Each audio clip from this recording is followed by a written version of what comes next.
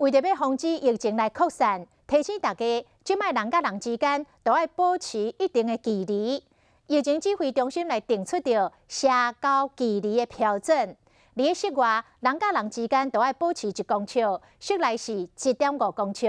问题是，像伫餐厅、伫咖啡馆，要甲朋友或者是甲顾客距离要扭到1.5公尺，实在是有困难。若伫交通的尖峰时间，坐公车、坐捷运，更加免讲要保持距离咯。指挥官陈时中讲，若真正做袂到，就一定要挂喙安。室外至少要1公尺，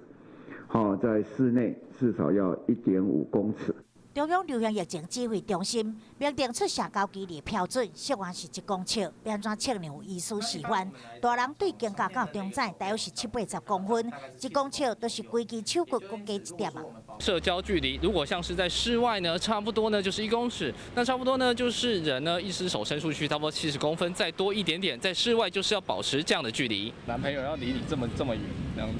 那就干脆不要出门算了。对，这样因为我声音本身就比较小声，就是怕他会听不到。比如讲，若是按照规定，2个人的距离有淡薄远，讲话就爱提高声量。若是像安尼一群朋友咧野餐，嘛真歹到1公尺的标准，搁较莫讲伫室内保持1.5公尺的距离。在室外可能都很难达到，不过在室内要保持1.5公尺的距离。如果是在餐厅里面，就要像这样子把椅子拉开，而且背贴着椅背，这样子才能勉强达到1.5公尺的距离。流行疫情指挥中心讲，餐厅内业者当用隔板代替，若是坐捷运甲公车要安怎？1.5公尺的距离在大众运输系统里面根本就不可能，因此呢，陈时中也说，如果是搭乘大众运输系统呢，就是尽量戴上口罩。